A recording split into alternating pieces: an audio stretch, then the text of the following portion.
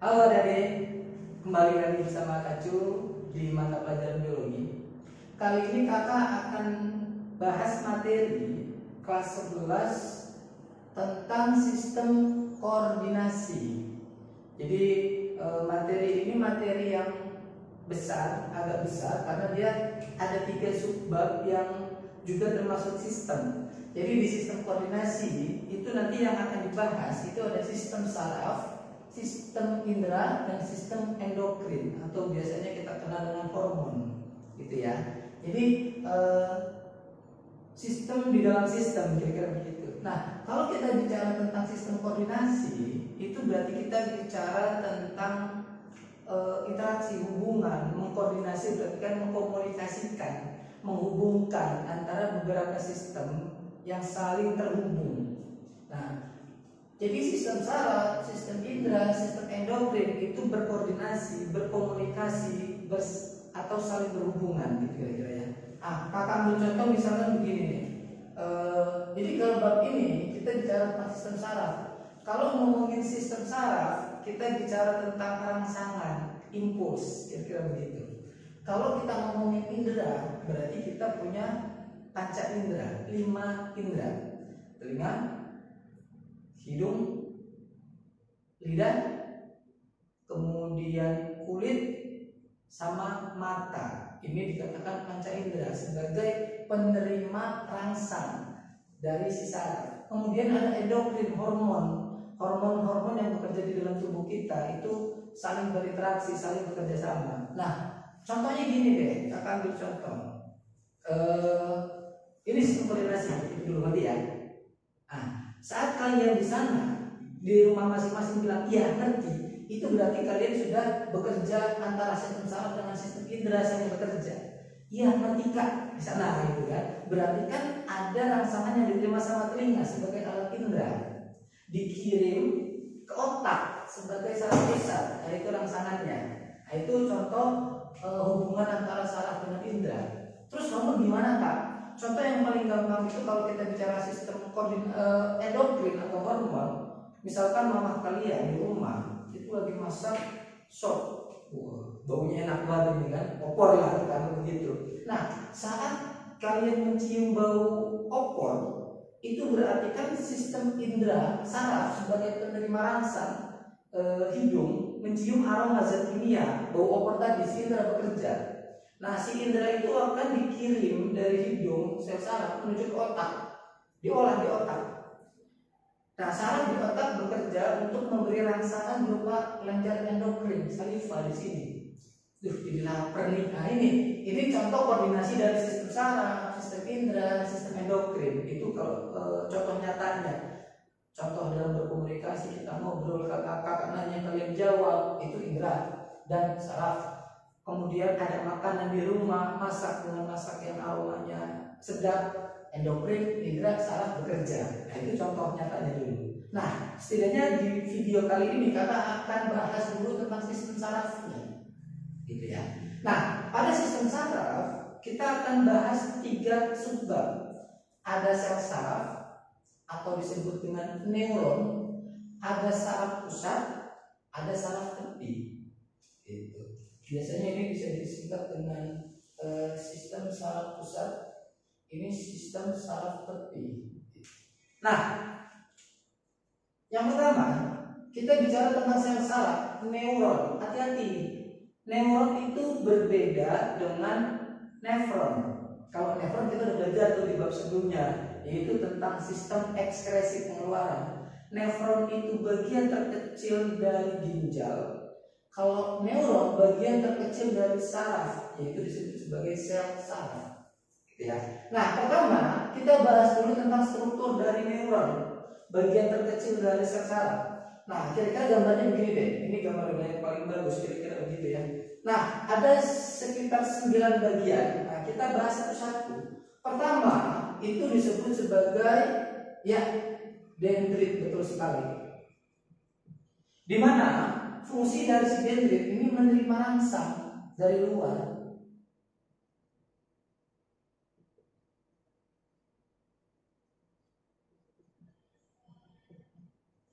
Fungsi dendrit.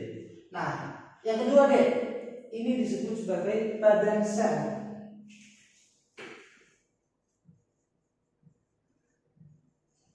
Nah, pada bagian badan sel ini fungsinya untuk mensintesis protein. Artinya di dalam badan sel ini berarti dia terdapat yang namanya ribosom. Nah, kemudian di bagian badan sel pula di sini dia terdapat bentar ya.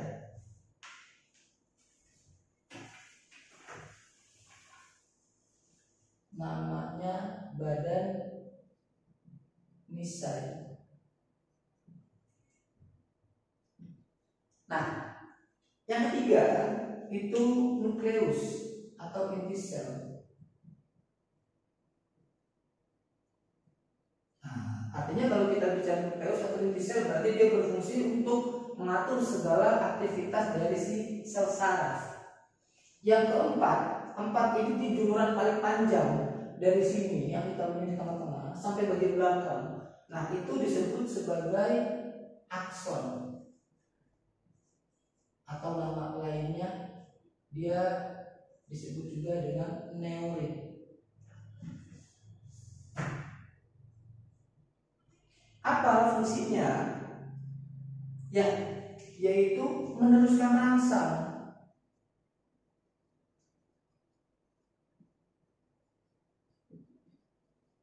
Di mana dia meneruskan rangsang dari badan sel menuju ke terminal akson bagian belakang.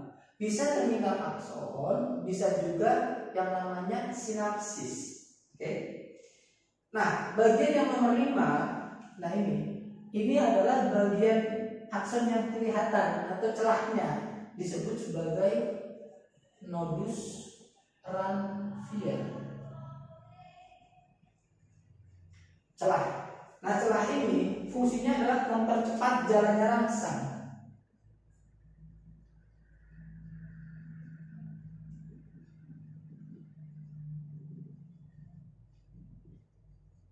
Nah, ingat aja run, walaupun secara bahasa Inggris tulisannya RUN lari, tapi bahasanya kan sama run. Sama-sama run berarti kan dia cepat karena lari dia, mempercepat jalannya rangsang. Kemudian nomor 6 itu ada namanya sel Schwann.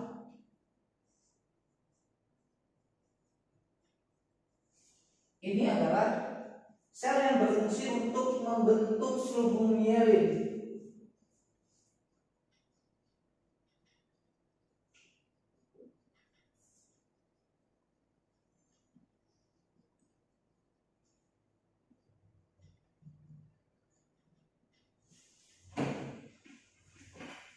Nah, kemudian yang ke-7 itu ada selubung mielinnya.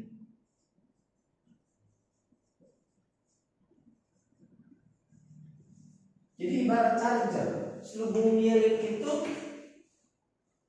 karet yang melindungi tembaga yang ada di dalam. Jadi kalau kalian lihat charger, di dalam charger itu kan ada tembaga yang di dalamnya itu sebagai penghantar aliran listriknya. Nah, tembaga yang di dalam itu serabut-serabutnya sebagai akson, sedangkan yang nutupin si serabutnya itu selubung mielin. Maka fungsi atau karena selubung mielin itu adalah melindungi dan memberi nutrisi pada akson. Nah, bagian yang nomor 8 itu disebut sebagai terminal akson. Nah, kalau kita ingat terminal berarti kan sebagai tempat pemberhentian. Kalau terminal bis berarti kan tempat pemberhentian bis. Kalau terminal akson berarti dia tempat pemberhentian rangsang. Nah, yang nomor 9 itu sinapsis. Nah, fungsi dari sinapsis yaitu menghubungkan sel saraf atau neuron satu dengan neuron lain. Itu struktur dari si sel saraf. Nah, kemudian pada poin yang kedua atau B, kita bicara tentang pengelompokan neuron, sel saraf. Sel saraf itu dikelompokkan ada dua. Pertama berdasarkan fungsi, kedua berdasarkan bentuk. Nah, kalau kita bicara berdasarkan fungsi, ada tiga macam neuron. Pertama ada neuron sensori atau namanya aferen. Yang kedua ada neuron motorik atau disebut sebagai eferen. Yang ketiga neuron interneuron. Jadi ada tiga ya. Pertama neuron sensorik. Dia atau aferen fungsinya yaitu menerima rangsang dari alat indera yang dikirim ke otak. Jadi kalau misalkan secara singkat, sensorik itu dari reseptor. Reseptor itu adalah bagian dari sistem saraf yang fungsinya menerima rangsang. Kalau di hotel itu ada namanya resepsionis, penerima tamu. Tapi kalau di saraf ada namanya reseptor, penerima rangsang. Mirip-mirip dikit lah kira-kira begitu. Dari reseptor dia dikirim ke sistem saraf pusat. Bisa otak, bisa sumsum tulang belakang, nanti dibahas di poin selanjutnya. Kemudian ada neuron motorik. Dia dari saraf pusat ke efektor atau respon. Responnya apa? Itu berarti kita bicara motorik, tindakannya, gerakannya. Nah, kemudian ada neuron interneuron. Di interneuron sebenarnya ada dua. Ada konektor, ada adjustor. Kalau konektor, dia menghubungkan sel saraf satu dengan sel saraf lain yang sejenis. Itu konektor, koneksi. Sedangkan kalau adjustor itu menghubungkan sel saraf neuron sensorik dengan neuron motorik. Jadi yang menghubungkan sensorik dengan motorik itu namanya adjustor. Kalau yang menghubungkan antara neuron satu dengan neuron lain yang sejenis namanya konektor. Gitu kira-kira. Nah, yang kedua berdasarkan bentuk. Ada tiga jenis sel saraf atau neuron berdasarkan bentuk atau juluran, untayan. Pertama ada unipolar. Unipolar itu dia cuma punya dua cabang dari satu badan sel. Ah, ini unipolar dilihat dari gambarnya. Jadi ini cabangnya ke sana ke bawah. Nah, contoh dari kelompok yang termasuk unipolar itu ada pada hewan-hewan tingkat rendah, amuba, paramecium, segala macam, porifera dan seterusnya. Itu hewan tingkat rendah, dia unipolar, gitu ya. Kemudian dipolar, dia ada dua arah, yang satu ke atas, yang satu ke bawah. Pusatnya dia di tengah, artinya dia nyabang. Kalau ini satu kemudian jadi dua, sebetulnya percabangan cuma ada satu di sini. Kalau ini dia punya dua cabang, satunya ke atas, satunya ke bawah, bipolar.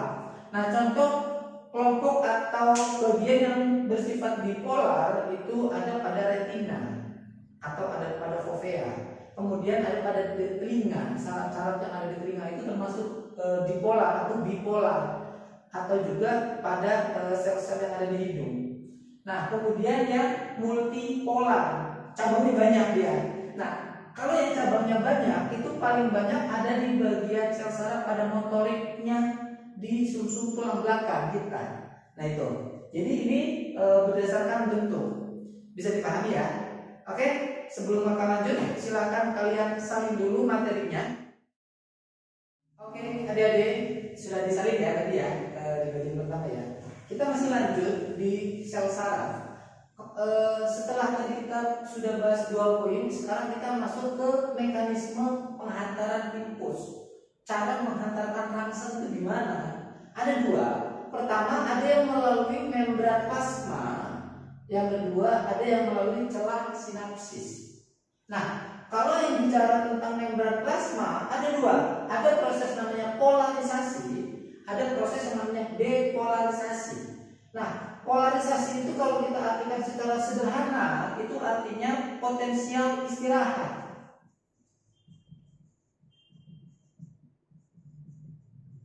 Maksudnya gimana Kak? Ini tidak terjadi rangsangan, nggak ada rangsangan apa-apa. Ini kondisi awal di mana ini yang kakak gambar ini ada di dalam akson. Di mana kalau di dalam akson, yang bagian luar akson itu bermuatan positif, terdapat ion natrium.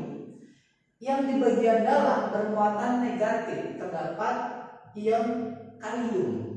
Ini kondisi normal atau potensial istirahat. Nah, dia akan terjadi pertukaran elektron atau pertukaran muatan positif dan negatif, itu yang disebut sebagai depolarisasi atau disebut juga potensial aksi. Karena ada rangsangan yang diterima baik itu di kulit maupun di bagian tubuh yang lain, maka akan terjadi depolarisasi di mana yang di luar awalnya positif dia akan berubah jadi negatif. Yang awalnya di dalam itu negatif maka berubah jadi positif. Nah, saat terjadi perubahan positif negatif maka terjadi pertukaran antara natrium yang dari luar masuk ke dalam dengan kalium yang dari dalam menuju keluar. Inilah proses yang namanya depolarisasi ya. Nah, itu terjadinya pada membran plasma. Kemudian terjadi juga pada celah sinapsis, ujung-ujung saraf. Nah, pada bagian ujung-ujung saraf antara sel saraf satu, bonggolnya, dengan sel saraf lain itu sebenarnya dia nggak nempel persis. Ada yang namanya celah. Nah, itu yang disebut sebagai celah sinapsis. Jadi ada prasinapsis, ujungnya sel saraf dengan saraf lain namanya pasca sinapsis. Nah, proses pengantarannya itu sama. Di sini dibantu pertama ada ion kalsium, fungsinya dia sebagai pengaktifasi pembuka. Kenapa? Agar si vesikel kantung-kantung ini bergerak menuju membran, sehingga yang ada di dalam ini namanya neurotransmitter berupa senyawa kimia. Nah, neurotransmitter ini ada beberapa macam. Salah satunya ada asetilkolin, ada dopamin, ada epinefrin, ada serotonin dan lain-lainnya. Nah, ini macam-macam dari neurotransmitter, di mana peranannya nanti berbeda-beda, gitu ya. Nah, jadi dia nanti dihantarkan ke sini. Jadi ada perpindahan neurotransmitter dari sini ke sini agar terjadi rangsangannya terus berlanjut ke sel saraf selanjutnya. Nah, itulah mekanisme dari penghantaran rangsang atau penghantaran dari si impuls ini. Nah, kemudian bahwa kalau bicara tentang sel saraf itu bicara tentang gerakan respon. Nah, ada gerakan sel saraf yang bekerja secara sadar, ada yang bekerjanya refleks, tidak sadar. Nah, kalau bicara sadar, semua dimulai dari adanya rangsangan. Nah, rangsangan ini akan diterima oleh reseptor. Reseptor itu diartikan sebagai penerima rangsang. Penerima rangsang. Siapa? Reseptor. Ya, alat indera tadi di awal. Alat indera itu berperan sebagai reseptor penerima rangsang. Contoh, mata dia reseptor cahaya, telinga dia reseptor suara, kulit dia reseptor sentuhan, lidah dia reseptor zat kimia dan seterusnya. Nah, ini dikatakan sebagai reseptor. Nah, rangsangan dari reseptor dikirim ke neuron, itu kakak tulis neuronnya, neuron sensori, atau tadi disebut juga neuron aferen, dulu sensorik duluan maka aferen, motorik belakangan maka eferen. Nah, dari neuron sensorik karena sadar maka dia dikirimnya ke saraf pusat. Siapa saraf pusatnya? Saraf pusat yang berperan di sini adalah otak. Kenapa? Karena akan diolah dulu, akan direspon, ngerti ya? Ngerti, itu kan dipikir. Kita nggak refleks langsung ngerti bilang begitu. Jadi karena disadari maka dikirimnya ke otak. Nah, dari otak rangsangan akan diteruskan menuju neuron motorik. Dari neuron motorik dia akan menuju ke efektor. Efektor ini berarti bicara respon. Nah, dalam menghasilkan respon ada dua jenis respon, berupa otot atau kelenjar. Contoh kalau misalkan berupa otot itu misalkan sampai sini ngerti deh, ngerti kan? Berarti kan dari rangsangan berupa suara diterima sama telinga, dari telinga dikirim ke otak dengan sensorik, di otak dia diolah, ambil kata mana, ngerti gak? Dipilihlah kata itu oleh si otak, lewat motorik, efektornya mulut kita mau mengerti. Nah itu sistem cara gerak dari si sadar. Kemudian gerak refleks. Kalau pernah dengar refleks itu berarti kan geraknya tiba-tiba tanpa disadari. Nah contohnya atau urutannya mirip. Berarti ada rangsangan, kemudian reseptor, kemudian neuron sensorik, kemudian saraf pusat. Nah, perbedaannya di sini. Kalau gerak sadar, saraf pusat yang bekerja adalah otak, sedangkan kalau misalkan saraf gerak refleks yang bekerja adalah sistem atau sumsum tulang belakang, STB, sumsum tulang belakang. Nah, dari si sumsum tulang belakang dia ke neuron motorik, kemudian dia efektor.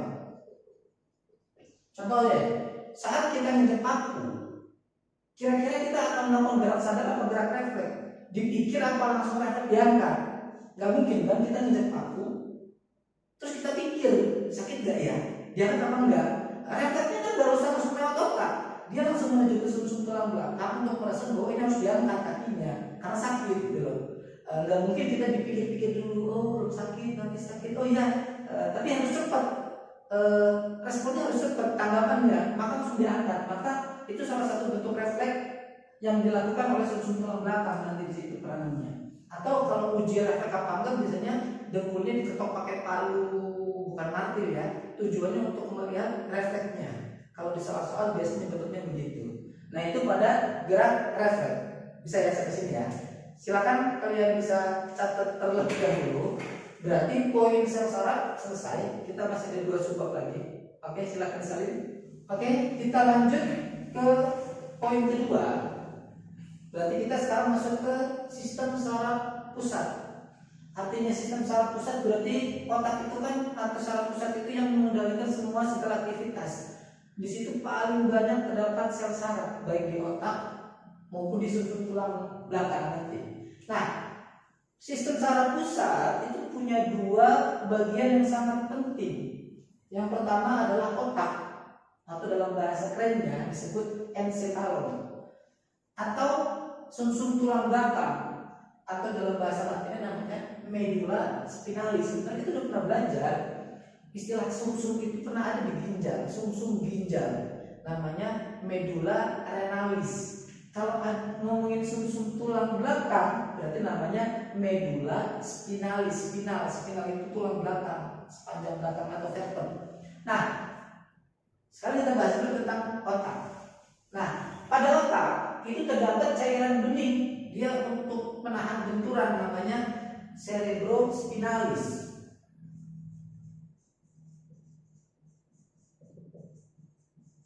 Sebenarnya cerebrospinalis itu tidak hanya di otak, dia juga ada di sumsum tulang belakang. Kenapa bisa tahu? Dari namanya kelihatan. Cerebrum, otak. Spinal, tulang belakang. Artinya baik di otak maupun di sumsum tulang belakang terdapat cerebrospinalis. Nah, kemudian pada bagian otak ada 2 substansi, di mana ada substansi yang berwarnanya abu-abu, itu letaknya ada di bagian luar otak. Ada juga substansi yang berwarna putih, itu ada di bagian dalam otak, gitu. Nah, itu bicara substansi penyusunnya. Kemudian di otak ada selaput pembungkusnya. Nah, selaput pembungkus ini yang disebut dengan meninges. Bukan menangis, tapi meninges adik-adik. Itu selaput otak. kalau kita pernah dengar ada penyakit namanya meningitis. Meningitis itu adalah radang pada selaput otak atau selaput pembungkus. Nah, ulang lagi ya. Pembungkus selaput pembungkusnya namanya meninges, penyakitnya namanya meningitis. Gitu. Nah, selaput otak ini yang sangat tipis, dia punya 3 bagian yang kita singkat dengan DAP, DAP. Nah, kita bahas dari yang paling luar. D itu pertama dari kata durameter.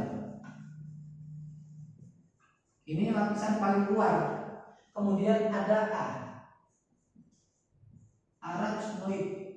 Dari kata arachnoida, artinya bentuknya dia kayak serabut, kayak jaring laba-laba. Itu disebut arachnoid. Yang ketiga P itu piamater. Ini adalah bagian yang paling dalam. Itulah penyusun dari si meninges. Nah, kemudian pembagian otak. Otak dibagi setidaknya ada 1, 2, 3, 4, 5. Ada 5 komponen pembagiannya. Pertama ada otak bagian depan. Bagian depan apa namanya? Diencephalon. Di bagian depan ada 2 komponennya lagi. Ada talamus dan ada hipotalamus. Kalau kita ingat talamus itu kayak pintu masuk. Dia yang akan menerima semua rangsangan itu ada di talamus. Makanya di talamus itu paling banyak terdapat neuron sensorik. Karena dia yang akan menerima semua rangsangan diterima di talamus dulu, adminnya, kira-kira begitu. Nah, kemudian ada hipotalamus. Ini ya kalau dibilang komputer ini nanti yang paling banyak pengaruhnya itu ya di bagian hipotalamus. Dia yang mengatur suhu, emosi, rasa ngantuk itu ada di hipotalamus.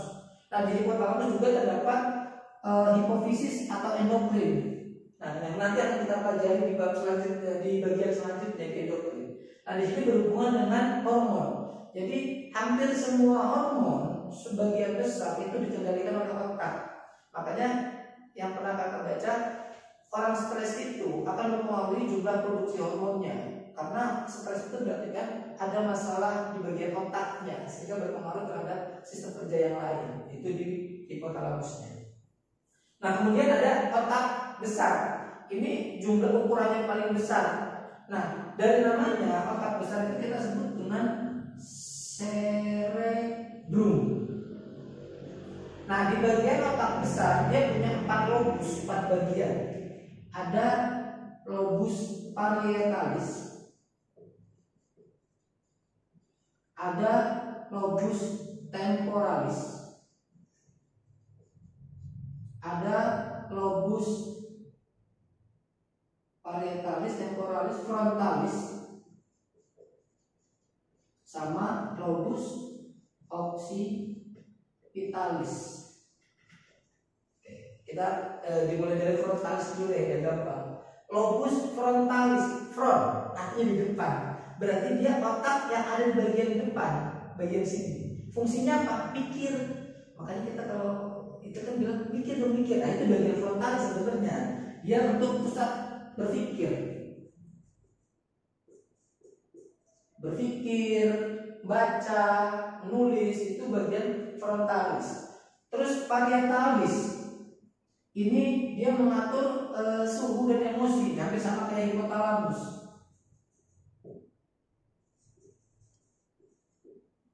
Kemudian frontalis itu di depan, parietalis itu kayak di kubu-kubu di atas di sini. Makanya kan kalau misalnya di kubu-kubunya panas, itu bagian parietalis mengatur suhu, emosi dan seterusnya di sini. Kemudian temporalis itu di dekat sini samping. Jadi kalau kita lihat dekat samping maka dia dekat dengan telinga. Maka di bagian temporalis dia fungsinya sebagai pusat pendengaran.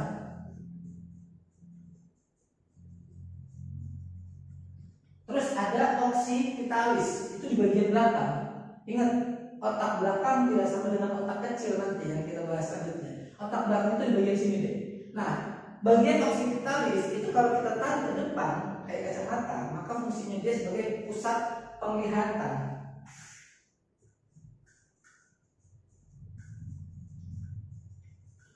Nah, ini bagian otak besar. Jadi otak besar kakak ulang, dia punya 4 lobus.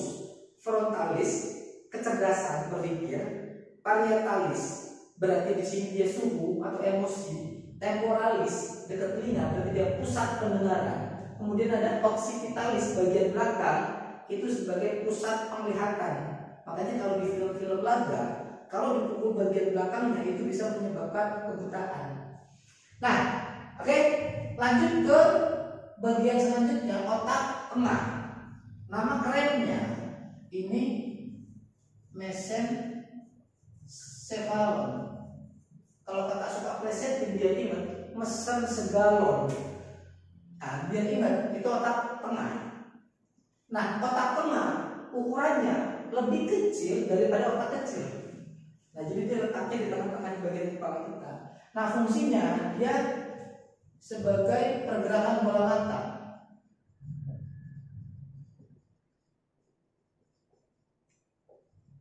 Atau nama lainnya oculomotorik. Jadi otak tengah itu akan bekerja saat kita akan nyebrang jalan. Contoh, saat kita akan nyebrang jalan pasti kita akan melirik kanan dan lirik kiri. Nah, saat melirik kanan dan melirik kiri itu bola mata kita sedang bekerja. Nah, saat bola mata bekerja, otak tengah yang bekerja. Atau nama lainnya tadi oculomotorik. Gitu. Kemudian ada otak kecil. Nama lainnya ini cerebellum. Biar ingat aja, kalau udah gede kan dia bisa ngomong R lancar, cerebellum. Kalau masih kecil susah ngomong R, ngomongnya L, jadi cerebellum. Nah, itu biar gampang. Nah, di bagian otak kecil fungsinya dia keseimbangan tubuh. Selain keseimbangan tubuh, dia sebagai koordinasi gerak.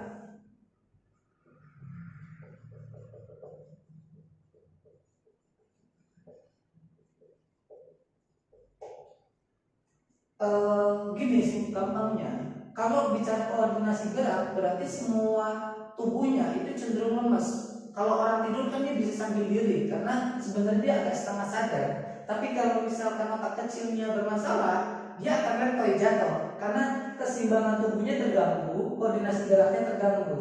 Jadi bedakan orang yang tidur sambil berdiri dengan orang pingsan. Karena kalau pingsan itu berarti ada masalah di otak kecilnya, apakah terjadi benturan atau apa segala macam. Itu otak kecil. Kemudian ada jembatan Farol atau namanya pons Faroli.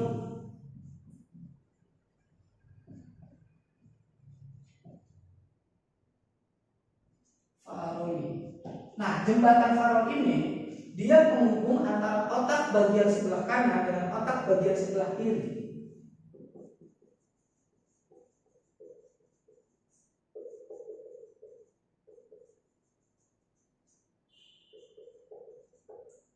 Nah, itu jembatan Farol. Dia menghubungkan otak bagian sebelah kanan dan otak bagian sebelah kiri.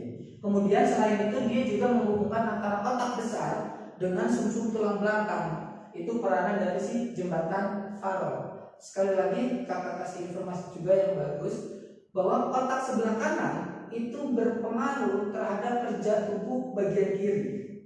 Otak sebelah kiri dia akan berpengaruh terhadap kerja dari tubuh bagian sebelah kanan.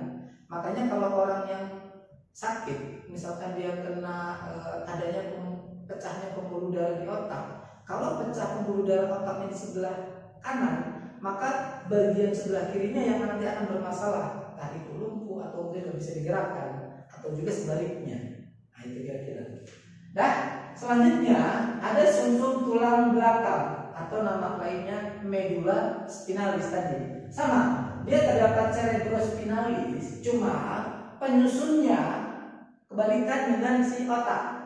Nah, kalau tadi otak penyusun bagian luarnya dia berupa substansi abu-abu, kalau misalkan sumsum tulang belakang bagian luarnya dia substansi putih, sedangkan bagian dalamnya substansi abu-abu, berbalikan. Nah, kemudian di sumsum tulang belakang tadi yang di awal kita sebutkan dia peranannya sebagai gerak refleks. Kemudian bagian sumsum tulang belakang juga terdapat namanya sumsum lanjutan atau medula oblongata. Nah, kalau misalkan si tulang belakang dia refleksnya lebih ke somatik, somatik itu artinya sel tubuh. kalau sumsum lanjutan dia refleksnya refleks fisiologi. Maksudnya gimana? Refleks fisiologi itu kayak misalkan kita bersin, kedip, batuk, muntah, denyut jantung, nafas, dan lain-lainnya, yang dimana denyut jantung itu kan refleks, dimana kerjanya dia itu kan tidak disadari. Karena tidak disadari inilah, karena dia ada di dalam tubuh, maka dikatakan dia refleksnya fisiologi, bicara tentang fungsi tubuh. Tapi kalau sumsum tulang belakang dia refleksnya somatik, itu bicara tentang sel tubuhnya. Nah, gitu kira-kira sampai sumsum tulang belakang bisa diikuti. Oke, kalau bisa silakan kalian catat terlebih dahulu sebelum ke bagian yang terakhir. Oke, sekarang ke sumber terakhir, yaitu tentang sistem saraf tepi. Yang terakhir ini kita sudah bahas tadi, pertama sel saraf, kedua sistem saraf pusat, yang ketiga sekarang ini adalah sistem saraf tepi. Nah, kalau bicara sistem saraf tepi atau nama lainnya itu perifer. Jadi kalau tadi kakak bilang saraf pusat itu ada ya otak betul sama sumsum tulang belakang. Nah, saraf tepinya itu adalah kayak ada rumbai-rumbai di sini, berupa serabut-serabut di otak sama serabut-serabut di sumsum tulang belakang. Nah, berdasarkan cara kerjanya bahwa saraf tepi itu ada dibagi dua, baik itu saraf sadar, somatik, dan saraf tak sadar atau otonom. Nah, saraf sadar atau somatik itu pertama ada serabut saraf kranial. Kranial itu tempurung kepala atau ada di bagian otak lah, kira-kira begitu. Itu terdapat serabut saraf sebanyak 12 pasang. Jadi di bagian otak ini ada kayak serabut-serabut sebanyak 12 pasang. Dari 12 pasang itu dibagi menjadi 3, yaitu ada neuron sensoriknya, ada neuron motoriknya, ada neuron gabungan. Nah, pada 12 pasang itu pakai angka Romawi 1 sampai 12, di mana si neuron sensorik itu terdiri dari sel saraf nomor 1, nomor 2, nomor 8. Sel saraf nomor 1 itu olfaktori, yaitu bicara tentang sel saraf yang ada di bagian hidung. Ya, olfaktori itu yang ada di hidung, pembau. Kemudian optikus. Optikus itu berarti bicara tentang penglihatan, indera mata. Itu saraf nomor 2. Kemudian saraf nomor 8, auditori atau koklear, itu ada di saraf pendengaran. Itu bersifat atau dia masuk ke kelompok neuron sensorik. Kemudian ada neuron motorik.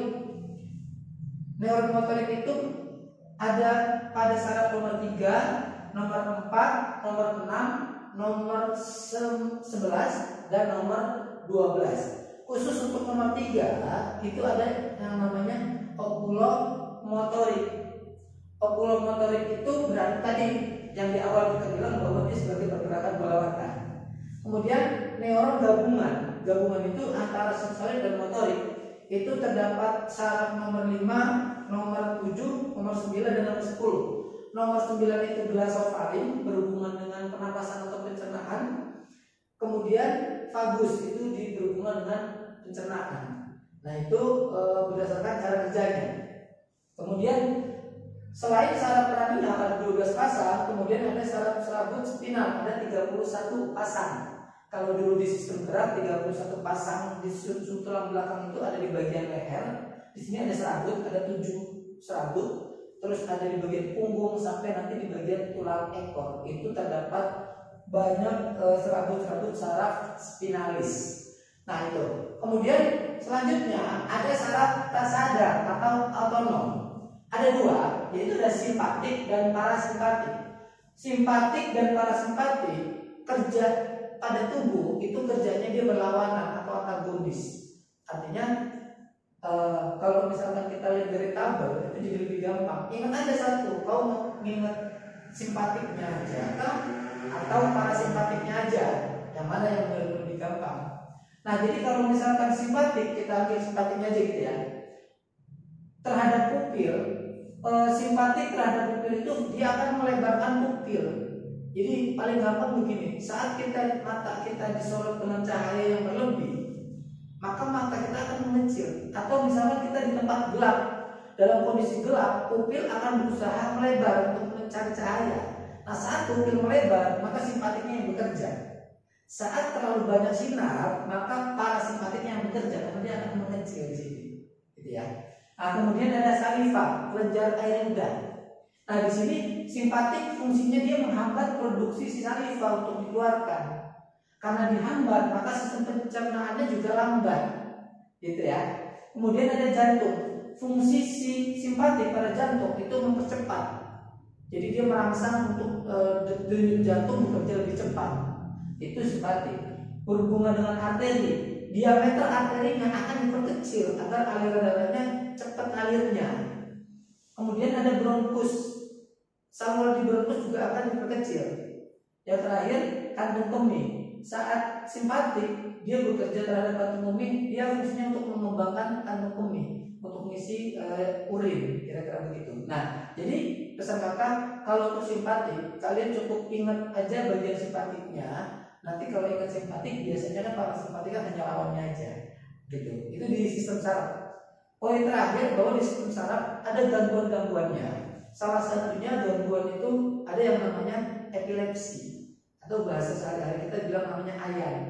Kemudian ada Alzheimer.